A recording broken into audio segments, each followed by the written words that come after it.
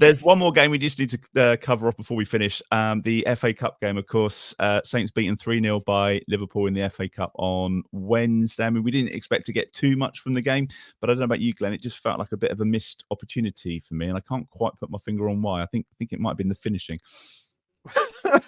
Yeah, just a little bit. It was, as it turned out, it was a glorious chance to do a few things. One was to see how our style of football would go against a Premier League team, even though obviously they had a load of kids playing.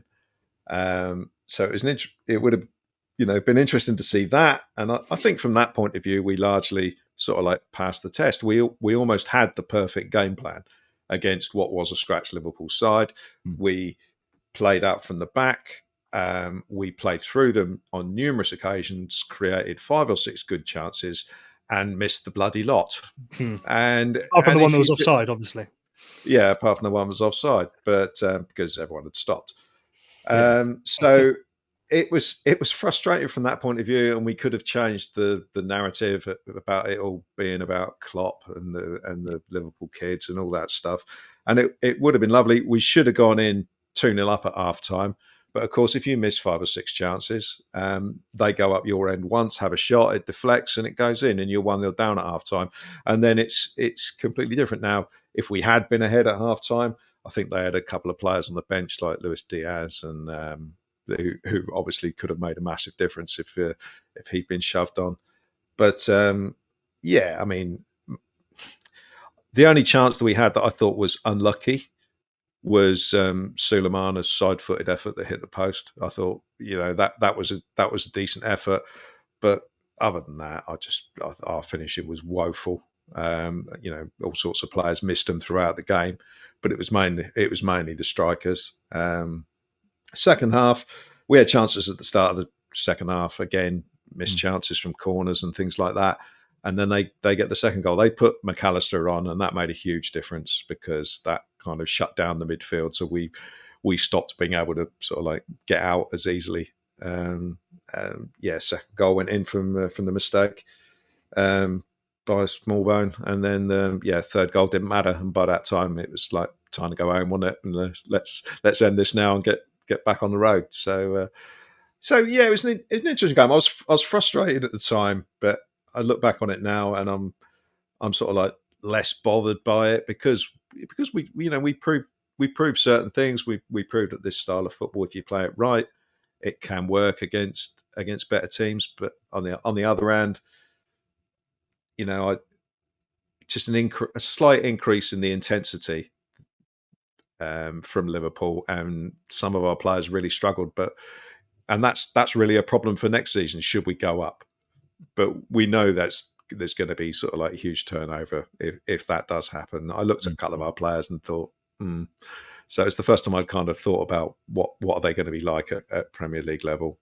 And yeah, nothing new learnt really. The ones I thought would struggle did struggle a little bit. So no harm done from the game, apart from obviously the injury to Kyle Walker-Peters. But yeah, we went up there, we lost. We move on, and it's the league games are far more important.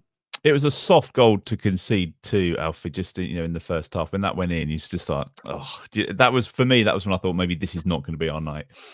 Yeah, just a bit of misfortune, really. I saw that Glen Murray, who's obviously a well-respected broadcaster, he said that Lewis Kumas has already outdone his father, who obviously played like however many tens of games for Wales and hundreds of games in the Premier League. I'm not sure I go that far, but good moment for him.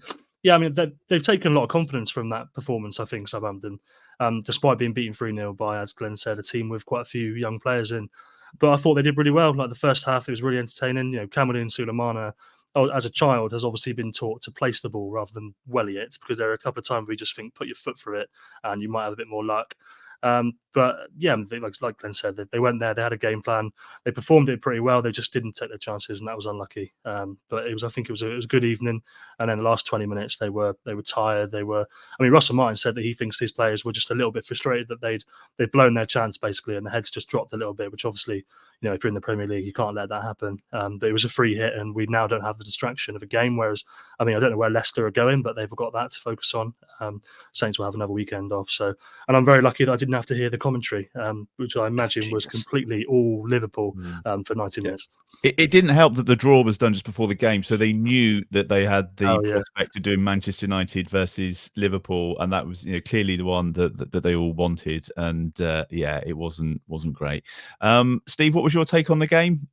Just that nobody really kind of standing out. You got Mara and Sulemana and people that could stake a claim, and it wasn't really the night for that. Yeah, I mean, there were players that showed little flashes, and you can see the attributes that they've got, and if you can kind of put it all together and have a little bit of sort of improved decision making, then there's the sort of nucleus of something there.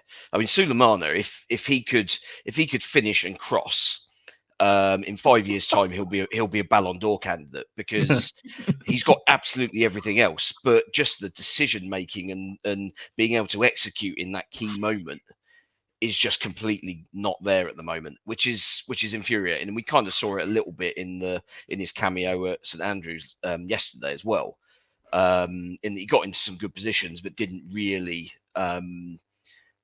actually kind of cause too many problems. Although we weren't. It was more a case of everyone just trying to do something at the time. There was no kind of real order to proceedings. But on Wednesday, I thought kind of everybody kind of showed up to an extent in the first half. And as we say, we could have had 3 or 4. It was interesting to see Van Dijk run a little bit ragged by our reserves. That was something I wasn't quite expecting. Unfortunately, Konate kind of shut that down. Yeah, completely he was unreal. In the second half. He was outstanding, I thought. Unfortunately, but yeah, I think the problem with playing our system against the top sides. I mean, yes, it was a weakened Liverpool side and all this sort of stuff. But the problem with playing against sides that have got pedigree and they've got these top players, Champions League winners in their side, is that while in the Championship we're getting 70 to 80% possession against teams, we're able to tire them out late in games, and that's why we're scoring all these goals in injury time and in the last 10-15 minutes of games. On the flip side, when we're playing against a side like Liverpool, even though we've had what feels like a lot of possession, it was 50-50. So playing our style of game meant that once we got to beyond the hour mark, we were the tired ones, because we're not used to not having the time on the ball that we've been having this season, and it just made such a huge difference. And you could see that the legs were just gone by basically once that second goal went in, it was like, okay, let's make sure this doesn't get embarrassing now.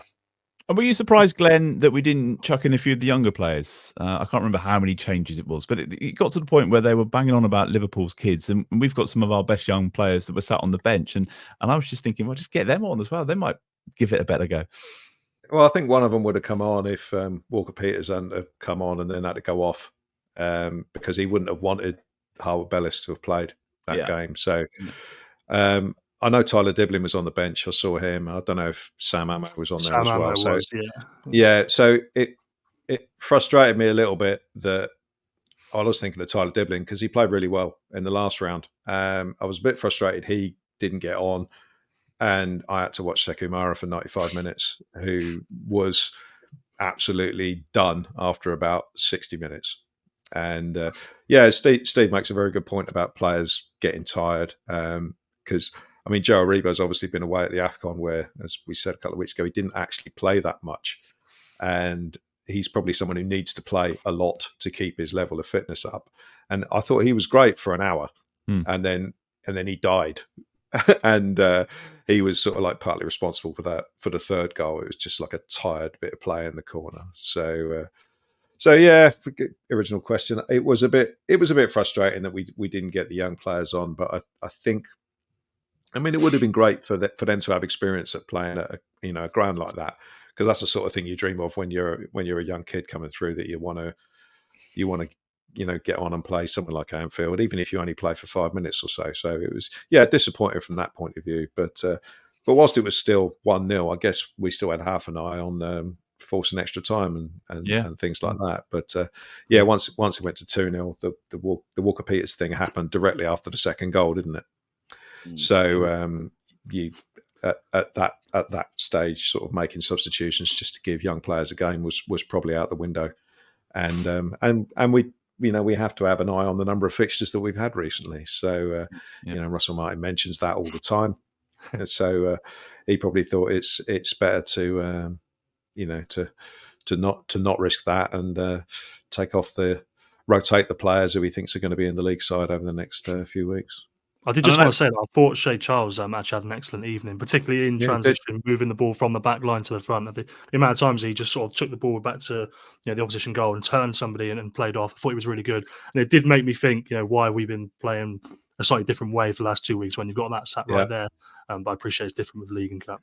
Yeah, and we've been asking that question for the last couple of weeks, haven't we? So I know, Alfie, it's easy to say when you win the game, but it sounded to me like Klopp was pretty complimentary about the style of play and Russell Martin and the Championship as a whole. Yeah, well, it's obviously his farewell tour, isn't it? So that everything is about him right now. And he obviously loves that. He actually, this isn't very professional of me, but I was actually taking a photo of him as he came in with my friends, and he caught me taking a photo, and he just sort of smiled a little bit and did a little bit of a nod and a bit of a Jurgen Klopp sort of thing. He was in good spirits. He said that, one thing he said about Southampton was that the style and identity is obviously very clear with Russell Martin. He name dropped Russell Martin a couple of times. But the one thing he also said, the second thing he said rather, was that if Saints stay down this season, they'll be better going up into the Premier League the following year because they'll have played it for even longer. So, I don't know how much Championship expertise he's already got, but he's already sort of maybe pigeonholing Saints for another season in the second division. But he was in good spirits. He was good about Saints. He was good value. Yeah. Will the selfie see the light of day? Is that going to? It's not a selfie. I wouldn't do that. Christ, it's just a photo of him.